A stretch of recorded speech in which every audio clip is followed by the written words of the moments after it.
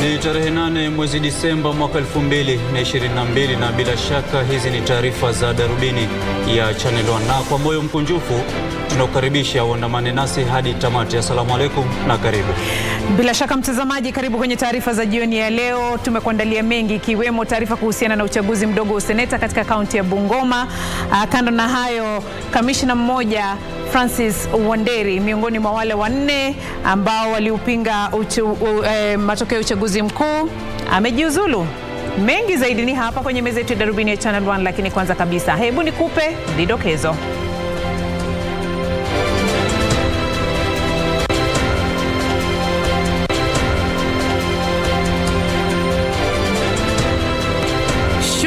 Ya kuhesabu kura inaendelea baada ya uchaguzi mdogo wa useneta katika kaunti ya Bungoma. Francis Wanderi ajiuzulu kutoka tume ya IEBC saa chache kabla ya jopo lililoteuliwa na rais kuchunguza makamishna wanne wa IEBC kufanya kikao chake cha kwanza. Na viongozi wa mrengo wa Azimio la Umoja One Kenya wafutilia mbali sherehe sambamba za kuadhimisha sikukuu ya Jamhuri.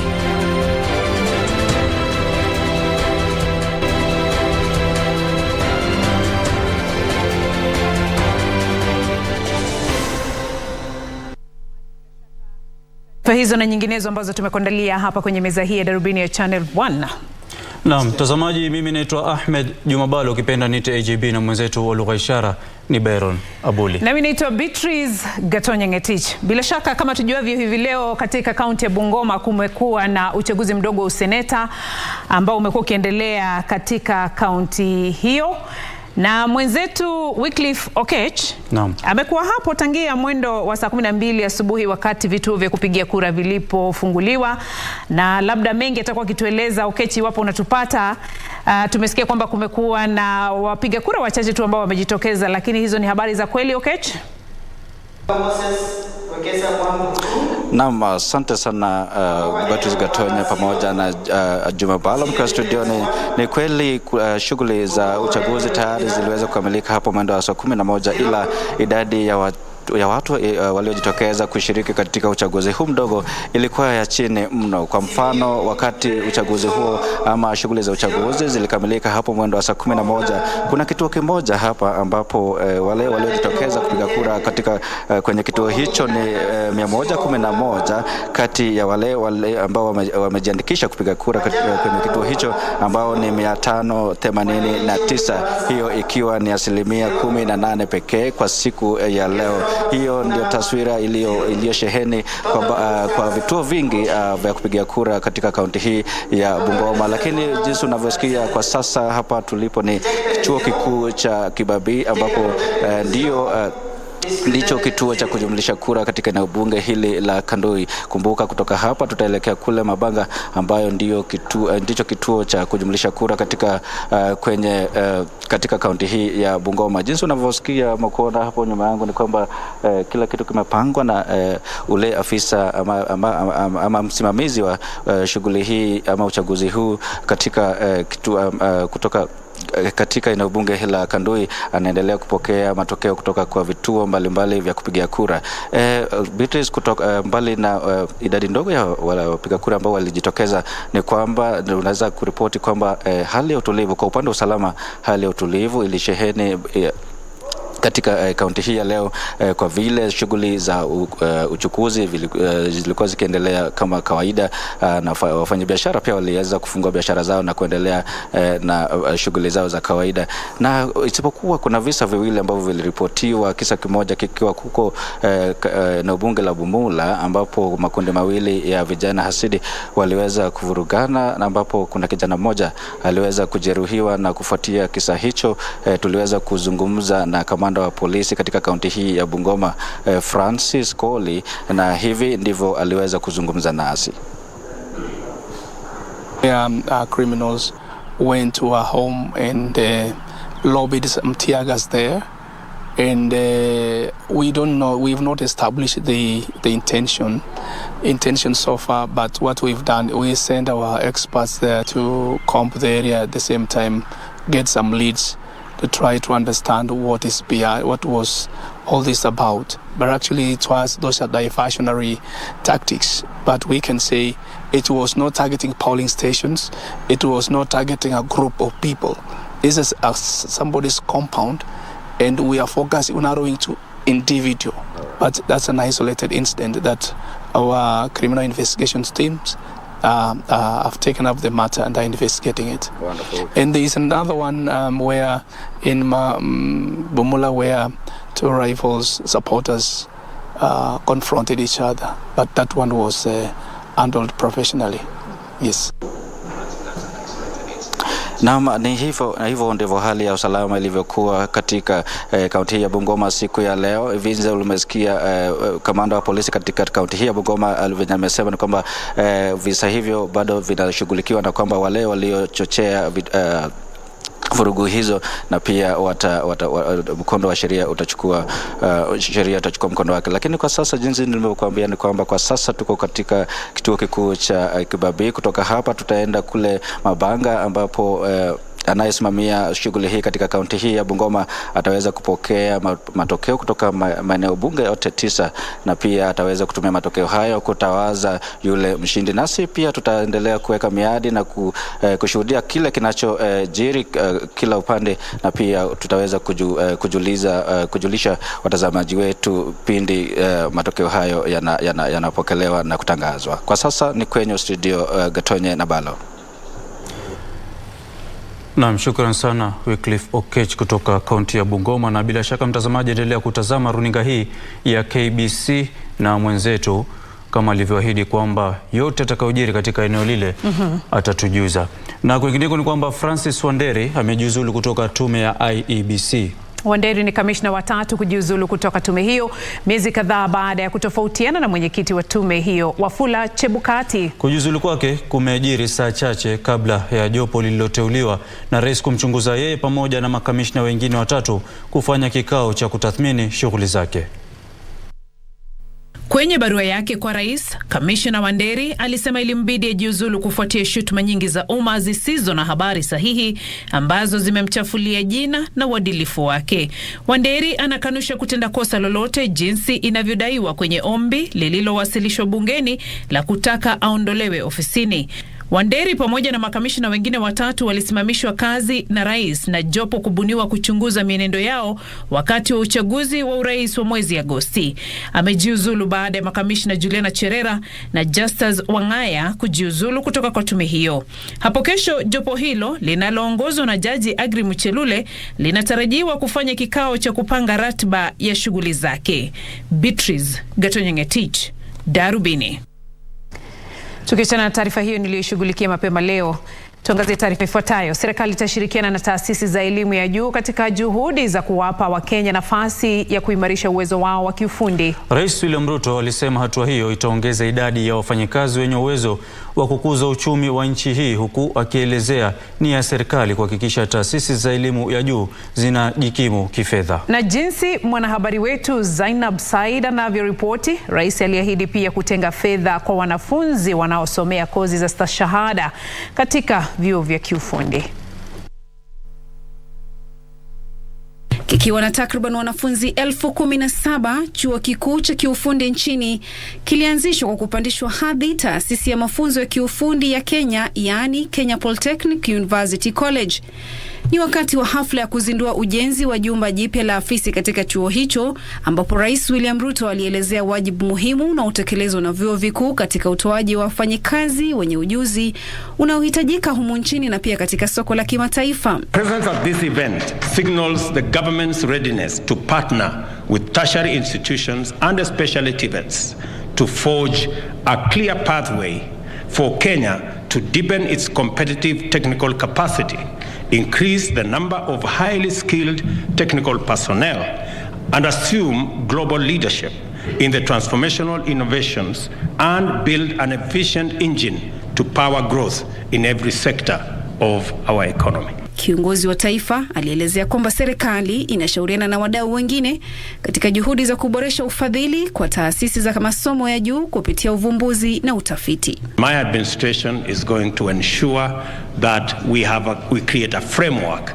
that makes it possible for every university to admit students that the government of Kenya can support. And I am happy that we have received recommendations from different stakeholders, from vice chancellors, from the Association of Students, and the recommendations that have been made are practical and they are working. Rais pia ameagiza Wizara ya Elimu kubuni sera ya kuwapa usaidizi wale wanaofuzu kutoka vyuo vya kiufundi na wanaonuia kuendeleza masomo yao. Our young people deserve opportunities to pursue further education and training after obtaining their diplomas, and should be able to progress to bachelor's degree and beyond. Rais pia ameagiza kutengwa kipande cha ardhi kilichoko mkabala na chuo hicho ili kujengwa mabweni ya wanafunzi. Ni katika uzinduzi huu ambapo rais pia ameahidi kuwatengea fedha na ardhi chuo hiki ili kufanikisha ujenzi wa mabweni kwa takriban wanafunzi 17,000 wanaopata mafunzo hapa. Zainab Said, Darubini. Mtazamaji, taarifa yake Zainab Said inatukamilishia awamu ya kwanza ya taarifa hizi za Darubini ya Channel 1. Bila shaka usiende mbali, kwa sasa tuelekee kwenye mapumziko, tunarejea na taarifa zaidi.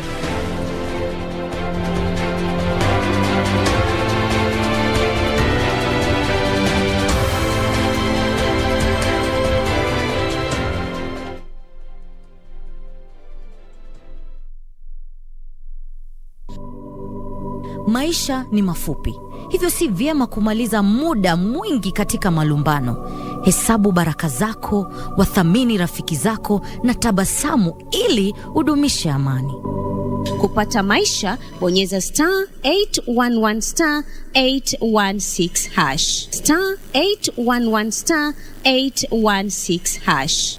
Welcome to the Living Room Stadium. It's the FIFA World Cup. The match is about to start. Food and drink ready. There's no space left for anyone. Come on, get your lucky chair. Take your usual spot. Even the puppy has one. It's preparation time. You can feel the tension in the air. And do you have everything you need to believe?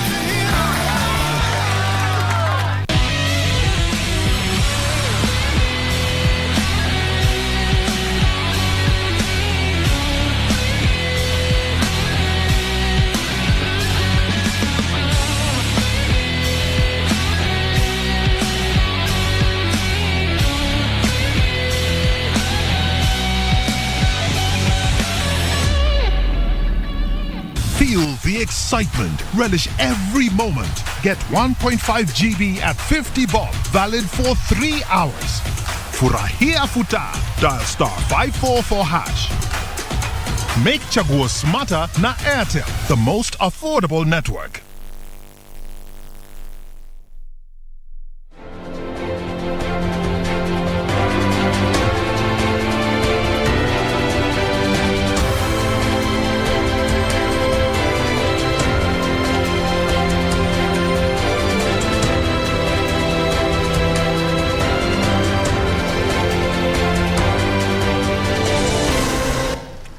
Naam, shukrani za dhati kwa kuendelea kutazama taarifa hizi za Darubini. Naibu Rais Rigathi Gachagua amewasili jijini Luanda, Angola kuhudhuria mkutano wa viongozi wa nchi na serikali wanachama wa shirika la mataifa ya Afrika, Caribbean na Pacific.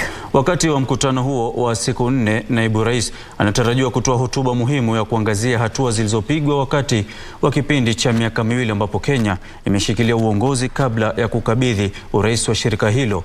Wakati wa mkutano wa 10 kwa niaba ya Rais Dr. William Ruto.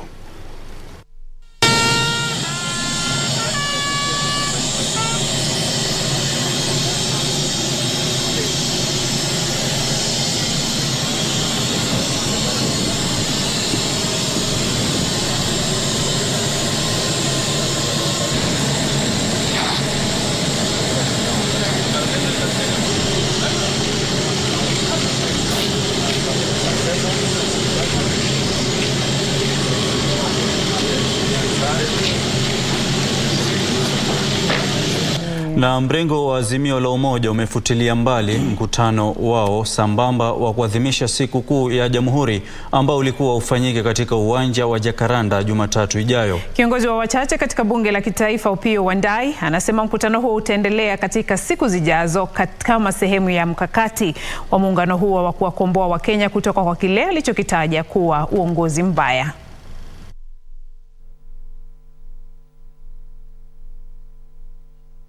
Ya Rais William Ruto ili kuhakikisha kwamba inatimiza ahadi zake kwa Wakenya. Solution of this parallel Jamhuri Day meeting has been occasioned by upcoming engagements that will keep the party's top leaders away in the run-up to Jamhuri Day and a few days after. Now, those engagements were awaiting confirmation at the time the announcement of the parallel celebrations were made. But since the confirmation has now been made,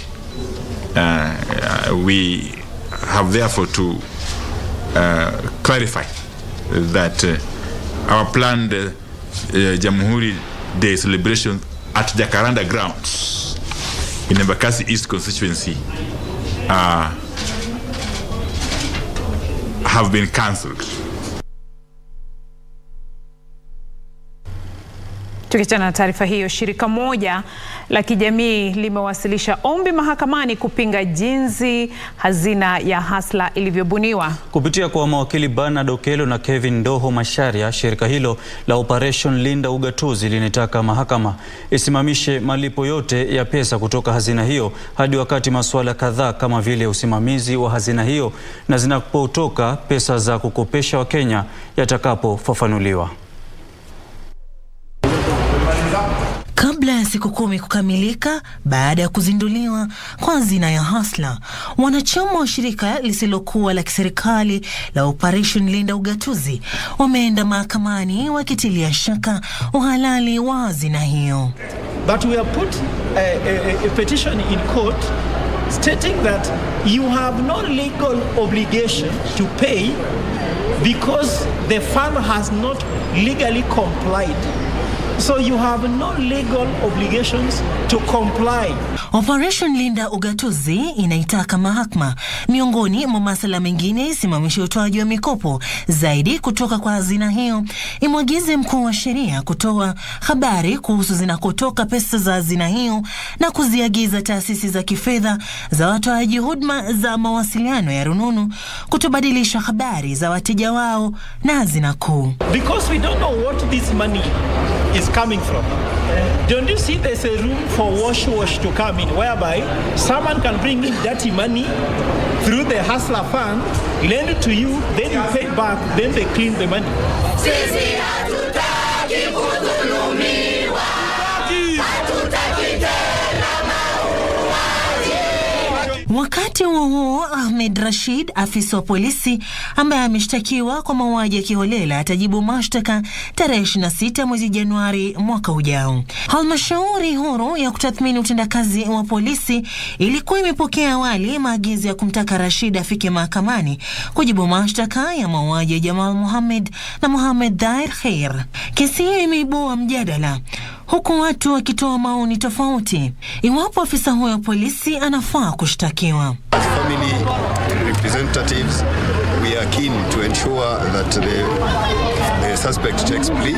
These are the few gallant Kenyans who are supposed to be rewarded by His Excellency the President on the 12th of December during the national celebrations.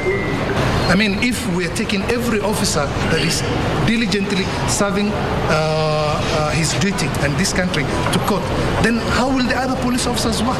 Sisi jana hata bado lala wakora mezidi. Sisi tunaomba serikali Ahmed Rashid awajiriwe. Vijana wanatupiga, kisu imeanza, wizi imeanza. Sasa hatuna usalama. Kutokea dakika hii tutalala kwa barabara, tufanye maandamano ama kuna askari wanaweza leta kama Rashid. Kama Amerika anachunga askari, kama kila mali anachunga askari, kama askari anaisikiwa, nani anasaidia hawa? Msimamizi mmoja uchaguzi mkuu uliopita ameiambia mahakama kwamba ghasia zilizuka katika moja ya vituo vya kupiga kura katika eneo bunge la Lagdera na kuwazuia wapiga kura kupiga kura. Kesi hiyo iliyoko sasa mbele ya Jaji Mugure Thande imewasilishwa na Basi Ibrahim Kafo anayetaka kufutiliwa mbali kwa uchaguzi wa Abdikadir Mohamed. Hatimaye upande wa mashtaka umekamilisha kesi dhidi ya aliyekuwa kamishna wa ardhi Wilson Gashanja pamoja na maafisa wengine wawili waandamizi wa Wizara ya Ardhi kuhusu utoaji kinyume cha sheria wa ardhi ya umma yenye thamani ya shilingi milioni 30 kwa watu binafsi katika kaunti ya Kwale mwaka 1994. Akitoa ushahidi wake, afisa uchunguzi Samuel Muragi alielezea jinsi ambavyo Gashanja, afisa wa zamani wa ardhi katika mkoa wa Pwani Zablon Mabea na aliyekuwa afisa wa mipango katika wilaya ya Kwale Jabu Salim Mohamed waliidhinisha utoaji ardhi hiyo kwa aliyekuwa seneta wa kaunti ya Kwale marehemu Boy Juma Boy. Sarafina Robi, Darubini. Na tukiachana hayo mtazamaji, ni kwamba walimu wakuu wa shule za msingi wametoa wito kwa serikali kutafakari kuongeza fedha zinazotengewa mpango wa elimu ya bila malipo ili kuwezesha shule kukidhi mahitaji yao. Aidha, walimu wakuu wanataka pesa hizo ziwasilishwe kabla ya kuanza kwa ratiba ya shule mwaka ujao kuwezesha mpito wa wanafunzi wa gredi ya 6 wanaojiunga na junior secondary. Mwishoni mwa kongamano hilo la kila mwaka lililokamilika leo katika kaunti ya Mombasa, zaidi ya walimu wakuu 10,000 waliunga mkono utekelezaji wa mfumo wa elimu ya KBC. Wakati wa kukamilika kwa kongamano la siku 4 la chama cha walimu wakuu wa shule za msingi jijini Mombasa, walimu wakuu kutoka shule 10,000 waliohudhuria kongamano hilo wameazimia kuunga mkono kikamilifu mabadiliko kwenye mfumo wa elimu wa KBC na kuhakikisha kutakuwa na mpito wa 100% wa wanafunzi jinsi inavyotarajiwa. The delegates requested to consider increasing the free primary capitation annually to enable the schools meet the current demand in their respective institutions. Katibu mkuu wa chama cha walimu wakuu wa shule za msingi Philip Mitei alitoa wito kwa tume ya kuajiri walimu kuwapandisha vyeo walimu wakuu ambao wamekuwa kwenye daraja la D1 na kuongeza fursa za kuboresha uwezo wa walimu. Promotion of head teachers who have furthered their studies to be also recognized and be given a grade.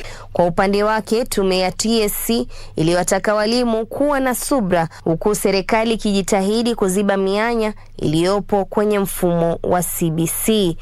As we prepare for the rollout of the KBC grade 7, 8 and 9, head teachers will no doubt bear the greatest responsibility to these learners. The nature of headship in our schools is increasingly characterized by high expectation by various stakeholders. Consequently, head teachers are likely to suffer some stress in the course of their work if they don't adapt effective management skills. Let us do a good job for the posterity of this nation. Juni Karisa Mbele nikiripoti kutoka kaunti ya Mombasa. Naam, shukrani sana bibi mheshimiwa huyo. Asante Juni kabisa.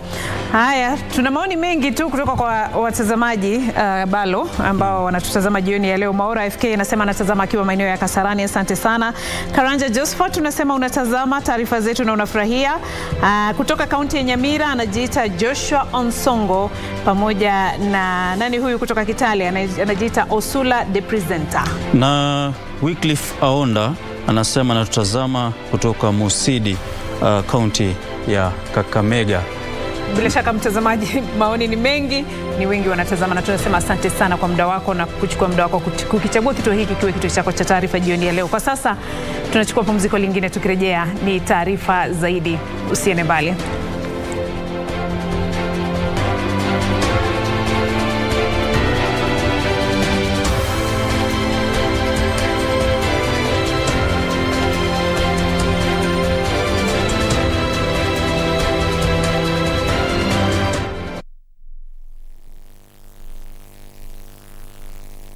Before nilikuwa nafikiria chuma ni chuma. Wacha nikuambie, chuma ndio nyumba. Nyumba zetu zote tunatumianga chuma ya Doshi. With a lot of confidence and a Doshi. Doshi Steel, chuma ya nguvu.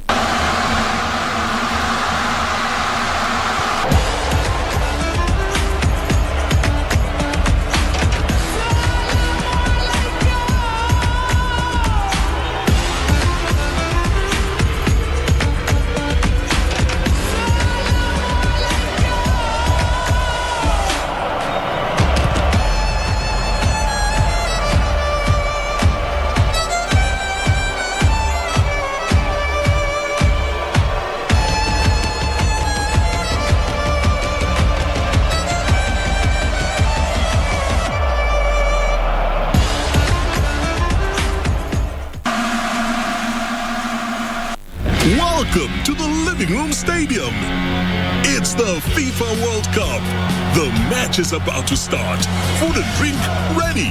There's no space left for anyone. Come on, get your lucky chair. Take your usual spot. Even the puppy has one. It's preparation time. You can feel the tension in the air. And do you have everything you need to believe?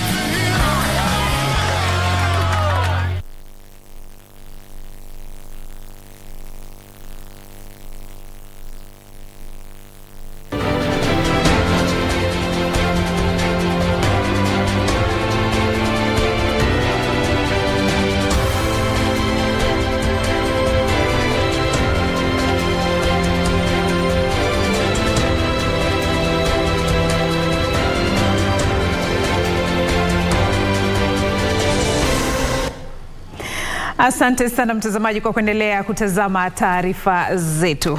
Naam, karibu. Wizara ya Masuala ya Jumuiya ya Afrika Mashariki imezindua semina ya siku 3 kuwahamasisha wawakilishi wa Kenya katika bunge la 5 la Jumuiya ya Afrika Mashariki. Katibu katika wizara hiyo Abdi Dubat amehimiza wanachama hao wapya kupigania maslahi ya Kenya licha ya kujihusisha na masuala mengine ya utangamano wa nchi za kanda hii.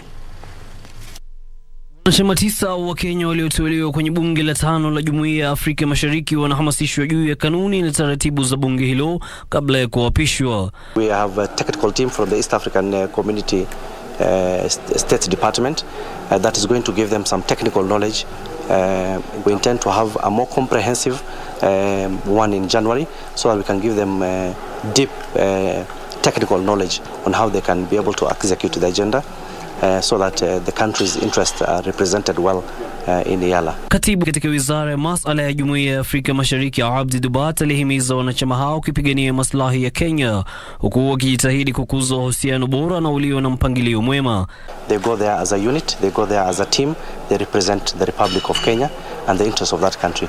So of course there are a few things that we in-house will tell them in terms of the agenda that the country wants to execute.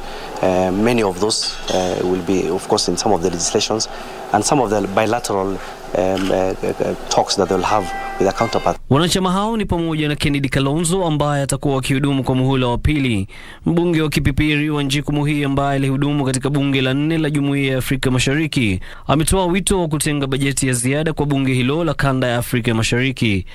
By way of seeing this team, I can confirm that this is one of the best team, possibly from Yala 1, 2, 3, and even possibly than Yala 4. We are one, and we will carry the aspiration of all Kenyans. We'll fly the flag of Kenya very high in the East African Legislative Assembly. Wanatarajiwa kuapishwa Jumatatu tarehe 19 Disemba mwaka 2022. Isufar, Darubini. Tuelekee katika kaunti ya Mombasa.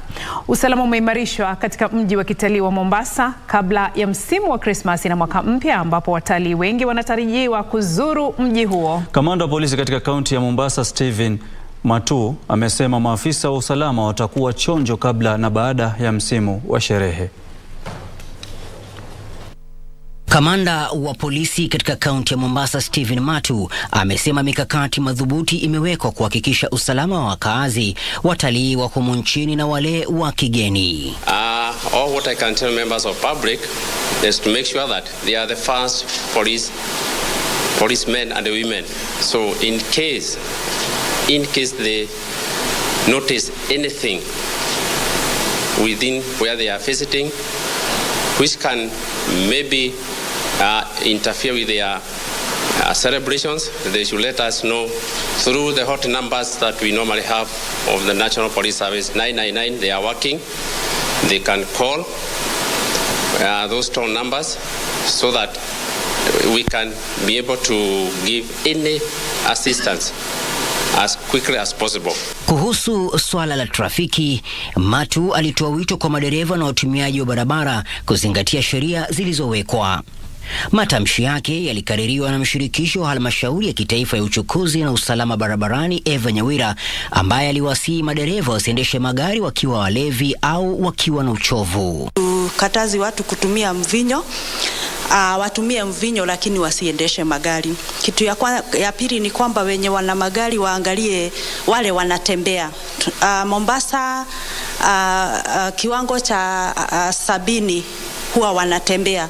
Kwa hivyo wenye magari tuwe waangalifu kwa wale watu wako barabarani, wawe wanawaangalia ili tusiweze kuwagonga. Na hao wa kutembea waweze kutumia mahali penye kuna stahili, kama ni kivukio, na kama ni kutembea watembelee mahali penye kumetengwa kwa wenye kutembea. Hayo yalijiri huku msimu wa sherehe ukianza, ambapo watu wengi wanatarajiwa kusafiri ndani na nje ya mji wa Mombasa kusherehekea na jamaa na marafiki. Michael Mandiga, Darubini, kaunti ya Mombasa.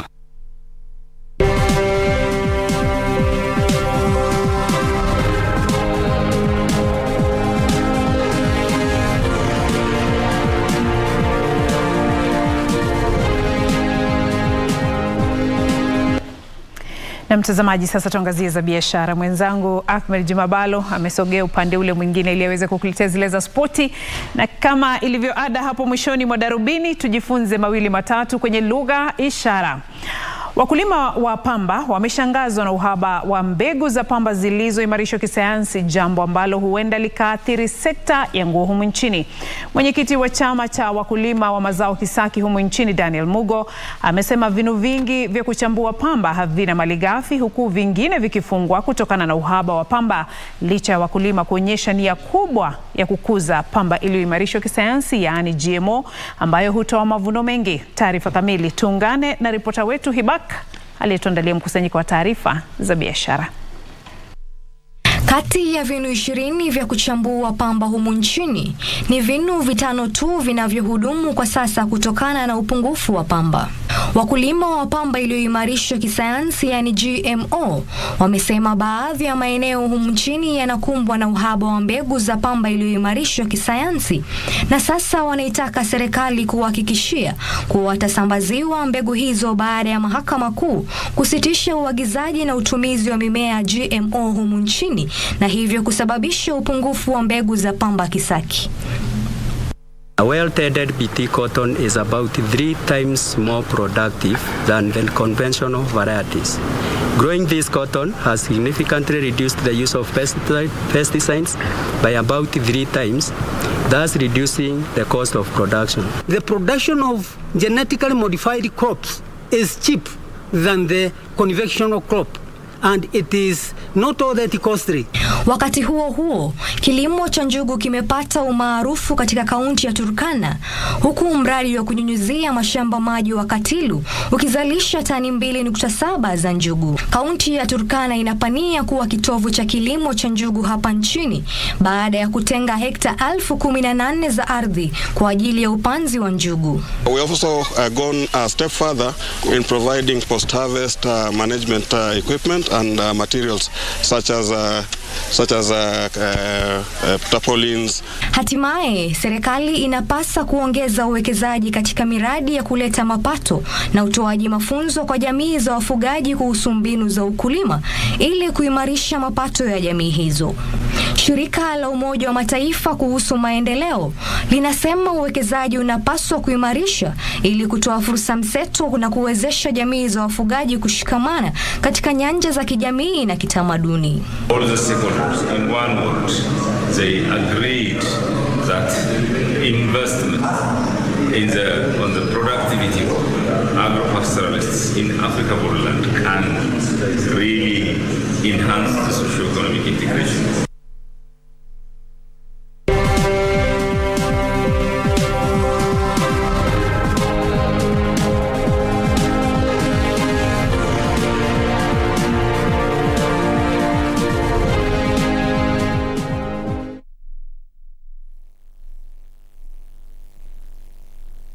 Make transactions anywhere in the world with the NCBA Visa card and stand a chance to win big. Join the FIFA World Cup 2022 when you win an all-expenses-paid trip for you and your +1 to watch 2 games. Or win exciting weekly prizes that will make your FIFA viewing experience super duper. All it takes is a swipe or a tap to pay 2,000 Kenya shillings or more with your NCBA Visa debit or credit card. The more you swipe or tap to pay, the higher your chances of winning with 1 point for every 2,000 Kenya shillings spent. Don't miss out. NCBA. Go for it. Do you know you stand the risk of disconnection if you have not updated your SIM registration details? Dial *106# to check your SIM registration status. If your details are not updated, dial *106# and select option 2 to get the self-update link. You will be required to upload your original ID image copy, both front and back. Alternatively, you can visit the nearest Airtel outlet. Remember, you only have until December 15th, 2022 to comply.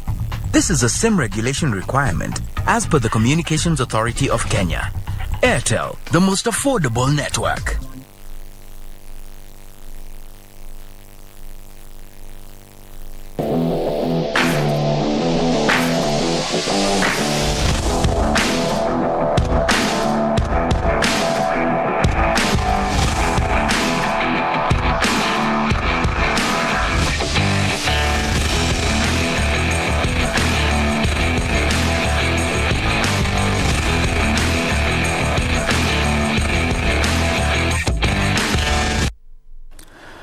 Na mtazamaji, kitambulisho hicho ni ishara kwamba sasa ni wakati wa michezo na bila shaka World Cup iko KBC. Karibu. Aliyekuwa nahodha wa Harambee Stars Victor Wanyama amebatilisha uamuzi wake wa kustaafu na sasa atakuwepo kuichezea timu ya taifa katika michuano ya kimataifa. Kiungo huyo alitangaza kustaafu kwake mwezi Septemba mwaka uliopita baada ya kuichezea timu ya taifa kwa kipindi cha miaka 14. Hata hivyo, baada ya kukutana na waziri wa michezo Babu Namwamba, Wanyama ambaye hana timu kwa sasa ameshawishiwa kurejea.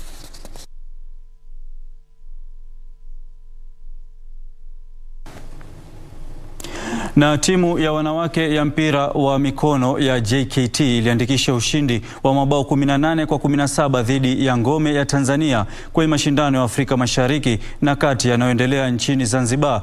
Timu zote mbili zilianza mechi hiyo vyema huku zikikosa nafasi za wazi, lakini Ngome waliongoza kwenye kipindi cha kwanza kwa mabao 13 kwa 10. Kwenye kipindi cha pili JKT walionekana kuimarika huku toka nyuma na kuandikisha ushindi wa mabao 18 kwa 17. Baada ya ushindi huo, JKT kwa sasa wanashikilia nafasi ya 3 kwa alama 2 nyuma ya Nairobi Water wanaongoza jedwali la wanawake. Kwenye kitengo cha wanaume, Ngome iliandikisha ushindi wa mabao 28 kwa 23 na kuchupa hadi nafasi ya kwanza kwa alama 4 sawa na NCPB iliyoshikilia nafasi ya kwanza.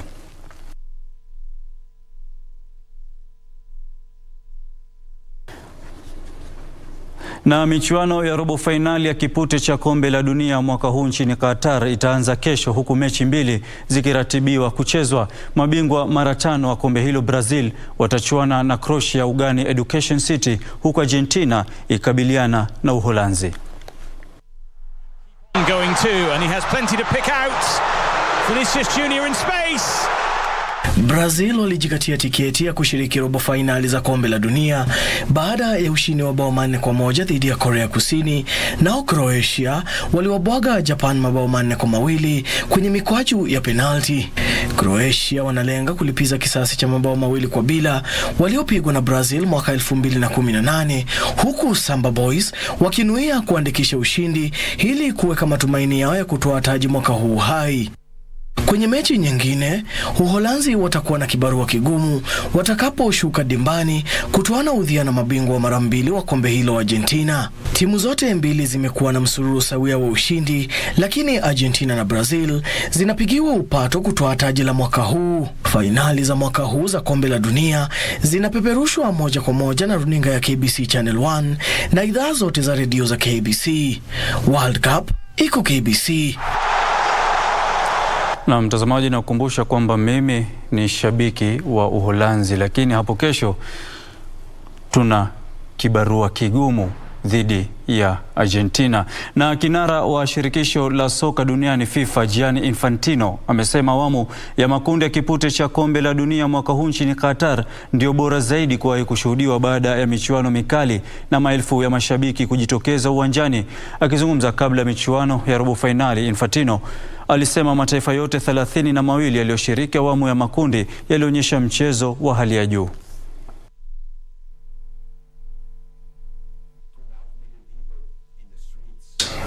Of Doha and a few 100,000 every day in the stadiums, all together, cheering together, supporting their teams. Fantastic atmosphere, great goals, incredible excitement, surprises, small teams beating big teams. Well, there are no more small teams and no more big teams. The level is very, very equal. For the first time as well, national teams from all continents going to the knockout phase for the first time in history. This shows that football is really becoming truly global. And Morocco get into the last stage for the very first time in history. And a celebration is in the offing. Mtazamaji, baada ya taarifa hizo za spoti umefikia wakati wa kuingia darasani, na jana mwalimu Gatonye alianza kutufunza jinsi ya kuyatambua mataifa kwa lugha ya ishara. Jana, na hasa mataifa ambayo sasa hivi yamesalia kwenye robo finali ya kombe la dunia. Na hiyo jana ulikuwa umeniambia ni kueleze lazima leo kwamba yani Uholanzi, ni kwamba mimi na support ama mimi ni shabiki wa Uholanzi, kwa hivyo leo darasa lazima mwalimu. Unasikia mwanafunzi analazimisha mwalimu. Lakini naomba kwa leo tusisome Uholanzi kwa sababu kuna watazamaji ambao tayari walikuwa wanataka kujua Brazil na pia walikuwa wanataka kujua France kwa lugha ishara. Alafu wiki ijayo basi tutaweza kujifunza mataifa mengine ya matimu ambazo zimesalia kwenye dimba hili la kombe la dunia. Hivi leo ningependa tujifunze France ambayo bila shaka ni timu ya wengi. France. Najua kuna wengi wanaitakia ushindi France, na pia kuna vile Brazil. Mimi sijui nitakuwa upande gani, lakini wacha tusubiri. Asante mtazamaji. Wanasema kwamba Afrika kumebakia mataifa mawili, Morocco na Ufaransa. Kumbuka mtazamaji, haya yote ni kuhusiana na kombe la dunia, World Cup. Naam, bila shaka. Na mtazamaji, kabla tujaondoka ndani ya studio, nikipitia jumbe ambao nimepokea hapo awali ni kutoka kwa mtu anaitwa Muhammad na wenzake katika, wanasema hoteli moja inajulikana kama Shabs pale Parklands. Wanasema kwamba wanatutazama kuanzia mwanzo wa taarifa hizi hadi mwisho, na kila siku hawakosi kutazama KBC. Kisha ananiambia msalimie mwalimu Gatonye, na tafadhali umlete mwalimu Gatonye pia aje aonje mapochopocho yetu. Haya, ni tafadhali. Asante sana Muhammad, asante sana mtazamaji kwa muda wako kutazama taarifa zetu jioni ya leo. Tufanye vivi hivi tena wiki ijayo siku ya Jumatano na Alhamisi hapa kwenye meza yetu ya Darubini ya Channel 1. Na kutakia weekend njema kuanzia kesho. Naitwa Beatrice Gatonye. Mimi naitwa Ahmed Juma, ukipenda niite AJB, mwenzetu lugha ishara ni Bayron Abuli. Assalamu alaikum.